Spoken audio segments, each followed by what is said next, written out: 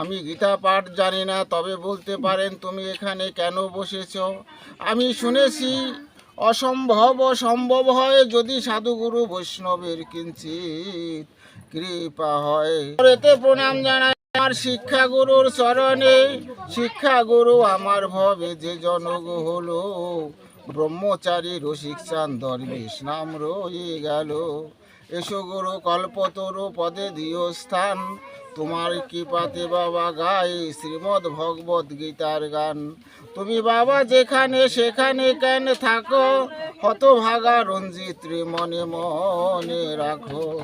রাখো কিংবা না রাখো তাতে দুঃখ নাই, শেষের দিনে যেন এইরকম সাধুগুরু বৈষ্ণবের দেখা পাই। মহাভারতের বিশ্ব পর্বটাই হচ্ছে শ্রীমদ্ ভগবত গীতা।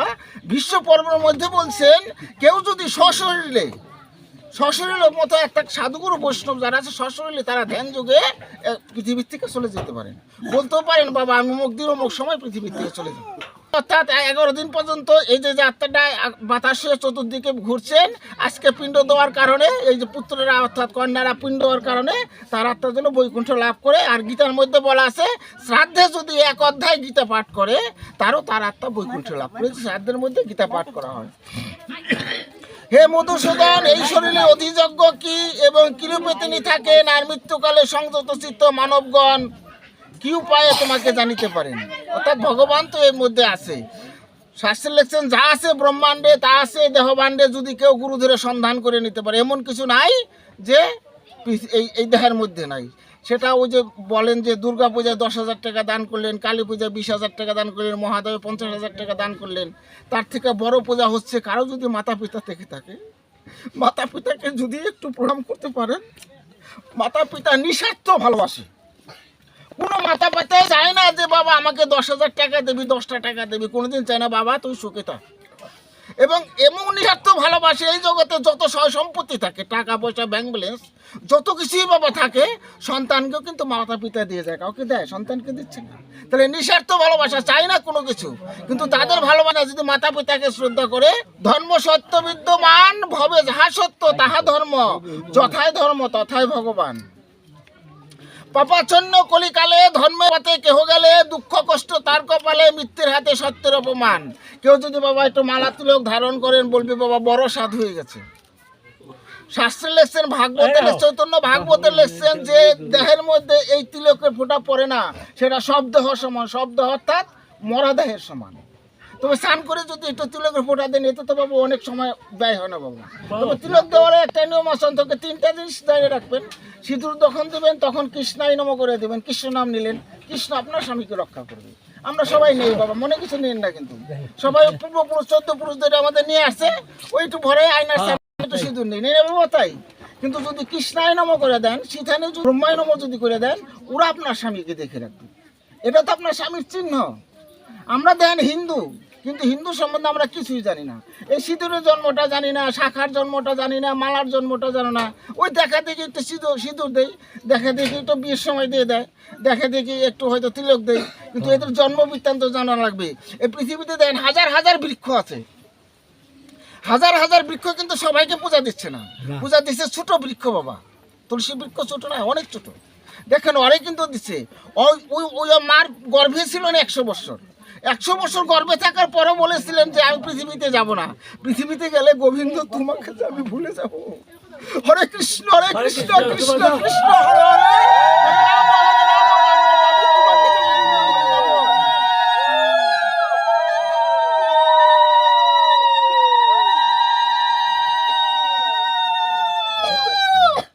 ভগবানকে পাওয়ার জন্য, স্বামীর রূপে পাওয়ার জন্য 10,000 বছর গাছের পাতা খেয়ে বাঁচছে, আর আমরা তো সামান্য এক বেলা না খেয়ে থাকতে পারি। 10,000 বছর। ব্রহ্মবিবর্ত পুরাণের মধ্যে লিখছেন, কালিদাস পণ্ডিতের লেখা, কালিদাস পণ্ডিত কি নাম শুনছেন? কালিদাস পণ্ডিতের লেখা 10,000 বছর গাছের পাতা সেবা করছেন। ভগবানকে এমনি লাভ করে নাই, কিন্তু এই এত ছোট বৃক্ষরা যে প্রতিদিন পূজা পায় এমনি কিন্তু পূজা পায় নাই। তারপর সে ব্রহ্মা আসছে, ওরে বর দিছে। দিন ধরে আমার গুরু কৃপা আমি কইতে পারি, আমি কম না আমার গুরু কৃপা আমি কইতে পারি। কিন্তু আমরা তো আসলে কি শাস্ত্র জ্ঞান নাই, শাস্ত্র কেউ পড়ি না তো। আর এখানে গেলেও আমরা জিজ্ঞাসা করি না কোনো পাঠককে, বাবা আমাদের সিঁদুরের জন্মটা বাবা আজকে যাই, অনেক জায়গায় পাঠে যাই না বাবা, যে বলি না বাবা আমাকে সিঁদুরের জন্মটা এটা কই না, আমাকে শাখার জন্মটা এটা কই না, আমরা হিন্দু কিসের হিন্দু? যদি আমরা এগুলি না জানি তাহলে কিসের হিন্দু? এই তুলসীর কথা একটু কইন, কেউ ব্যাখ্যা করে না। যার যার মতো শাস্ত্র মুখস্থবিদ একটু ব্যাখ্যা করে 1 ঘন্টা পাঠ করলো, তার বিদায় দেয় নেতি না, এটা কিন্তু আমাদের ধর্ম সম্বন্ধে কি জানা? বাবা খারাপ লাগে নাকি? অধিযজ্ঞ কি? এই যে যজ্ঞ হচ্ছে, এই যজ্ঞটা হচ্ছে এই বাতাস কিছু বলে যাচ্ছে কিছু বলে আসছে। যদি কেউ সৎ বৈষ্ণবের কৃপা পায়, সে জানতে পারে বাতাস কি বলে যাচ্ছে কি বলে আসছে। তখন এই বাতাস আপনার বন্ধু হবে। বাতাস যদি বন্ধু হয়, এই জগতে অনেক জায়গায় অনেক দিন ধরে দেখা না হলে বলে না বাবা কেমন আছিস, তোর অনেক দিন দেই না, বলে না ভাই। বাতাসকে যদি বন্ধুত্ব করতে পারেন, এই বাতাস আপনার কাছে না বলে কখনোই যেতে পারবে না।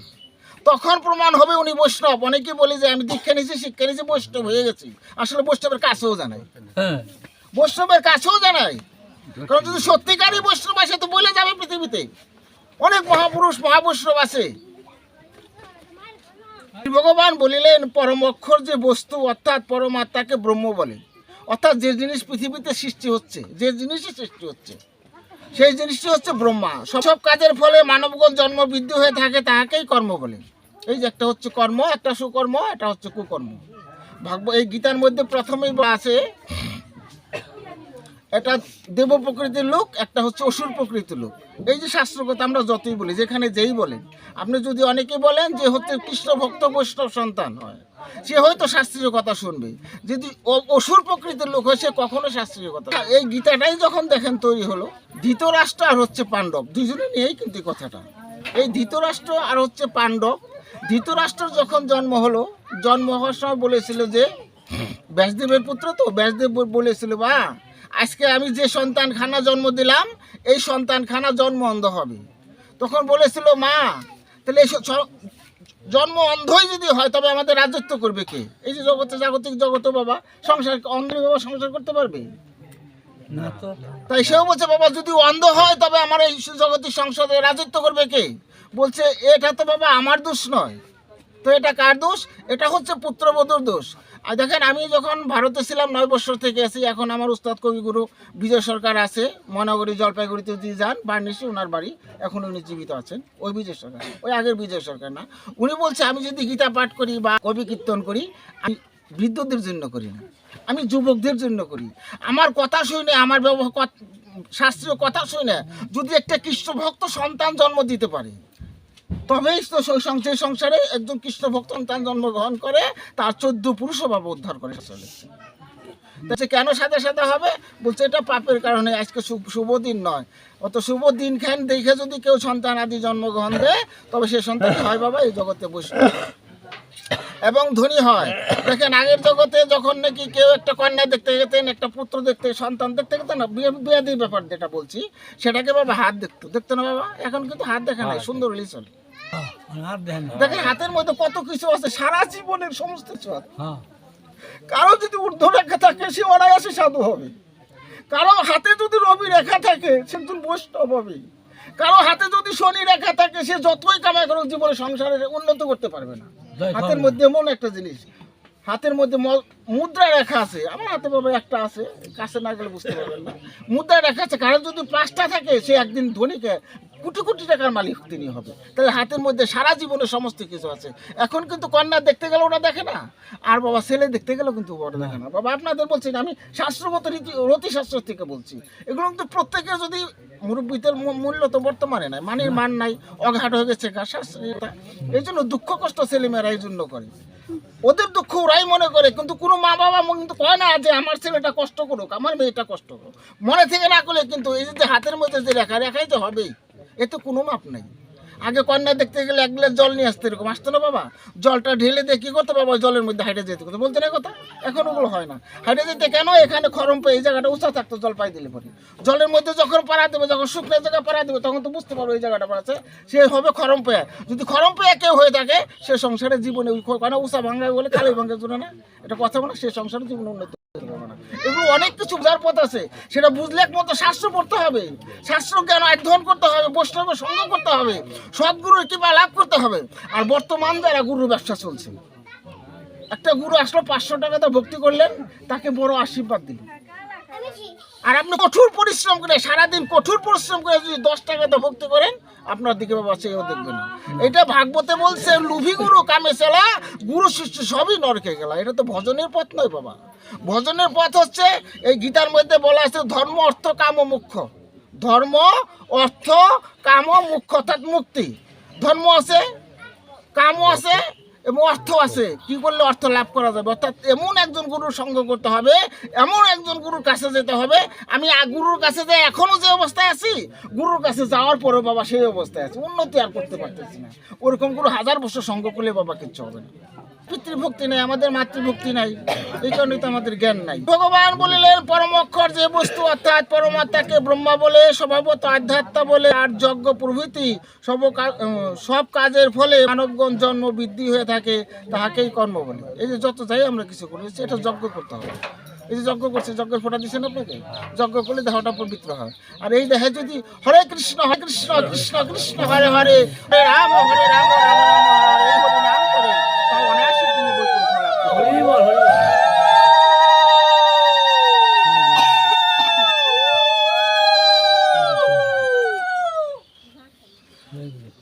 গীতার 18 অধ্যায় 66 নম্বর শ্লোকে বলছেন, সর্বধর্মাং পরিত্যাজ্যং মামেকাং শরণং ভজ ওং তাং সর্ব পাপেভ্যো মুখ্যায়ছি মাসুস। সর্বধর্মাং, অত সব ধর্মই যদি ত্যাগ করেন, তাহলে ধর্মটা করবে, থাকবে কোথায়? থাকবে।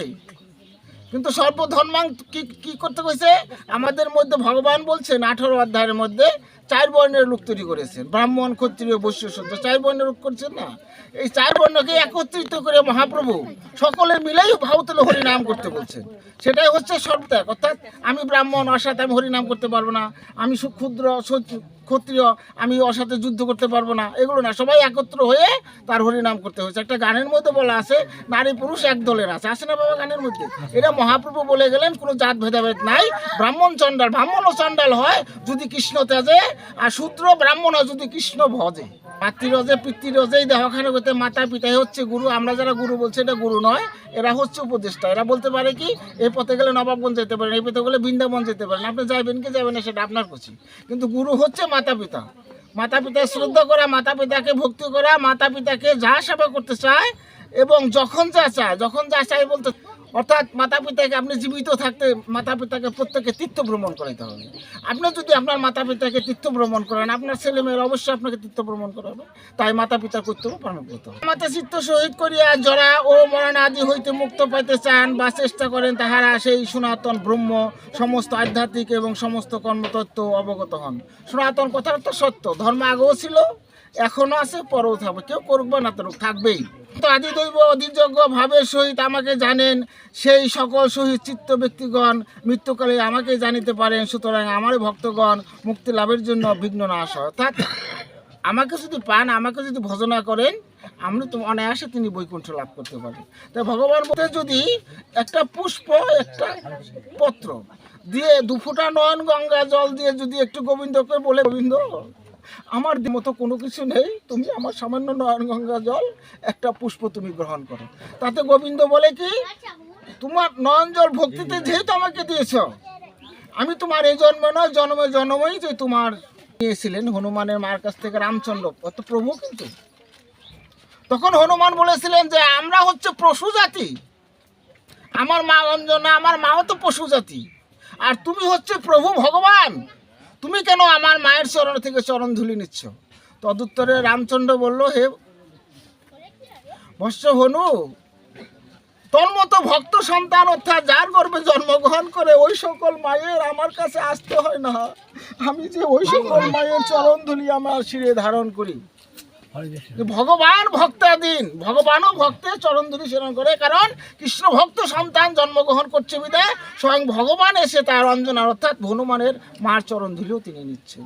তাহলে সেটা আমার মতো পাপীরও তো বুঝতে লাগে, পৃথিবীতে আসছি মানব জনম, দুর্লভ জনম, কৃষ্ণ ভজনের জনম।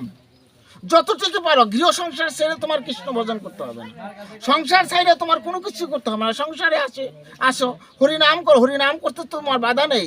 হরে কৃষ্ণ কৃষ্ণ কৃষ্ণ হরে হরে, হরে রাম রাম রাম হরিনাম করতে তো তোমার বাধা নেই।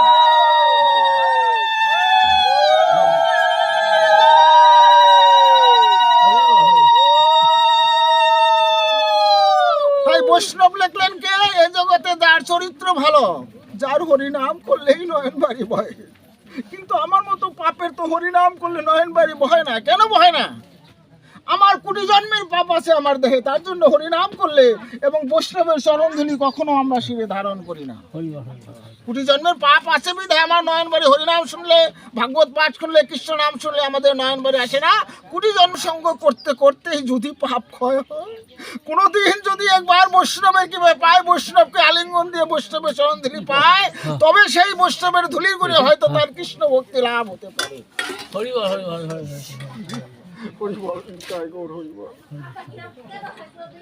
সাধু সঙ্গ সর্বশাস্ত্রেই কয়, সাধু সঙ্গ লওয়া মাত্রই সর্ব পাপ হয় ক্ষয়।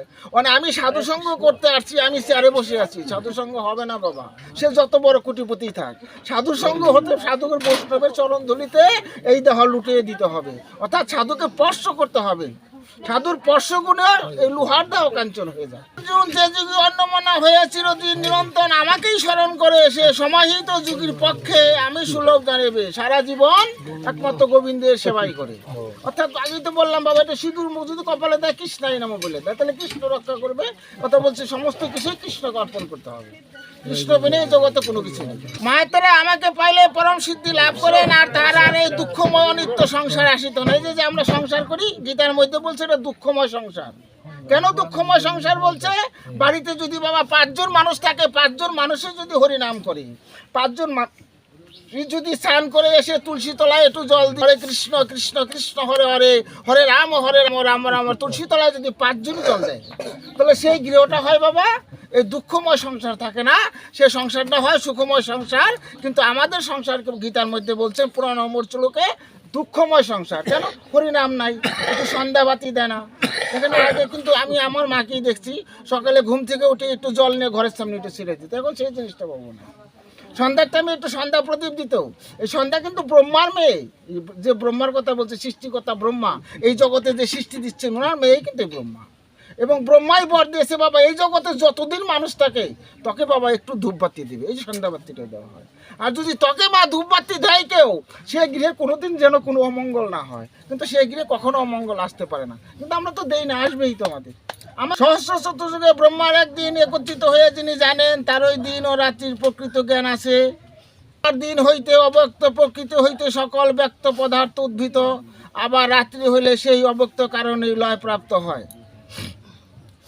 হে অর্জুন, এই প্রকার প্রাণীরা বারবার নিজ কর্মবশে জন্মগ্রহণ করিয়া ব্রহ্মার রাত্রি সমগত লয় প্রাপ্ত হয়, দিবা সমগে কর্মবনে আবার জন্ম নেয়। এই যে আমাদের কর্মফলে পৃথিবীতে আসতে হবে।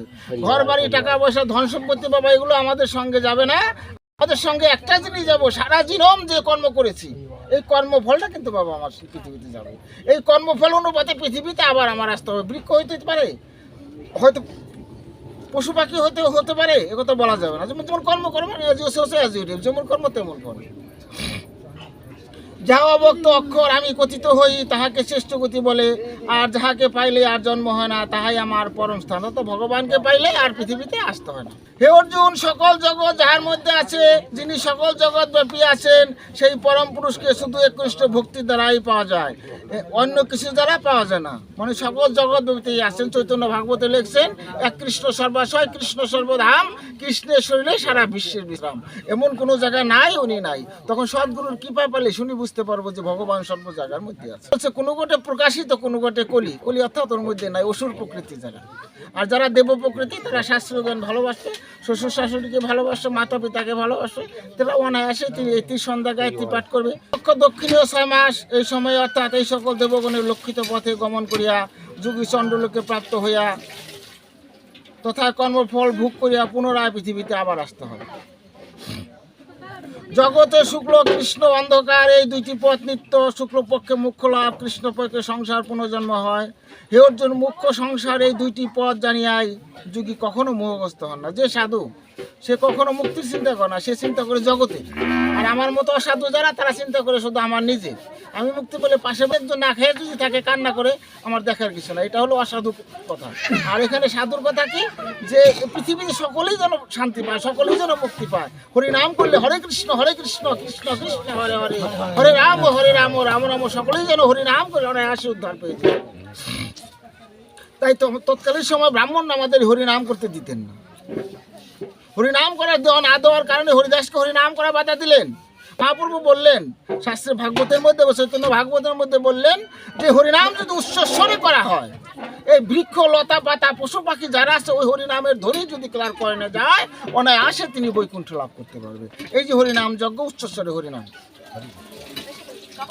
বেদ যজ্ঞ তপস্যা দানের যে পুণ্য ফল শাস্ত্রে নির্মিত আছে, এই তত্ত্ব জানিয়া যুগীরা সেই সকল ফল অতিক্রম করিয়া উচ্ছিষ্ট আদ্য শান্ত লাভ করিয়া থাকেন। ইতি অক্ষর ব্রহ্মযুগ 8ম অধ্যায়।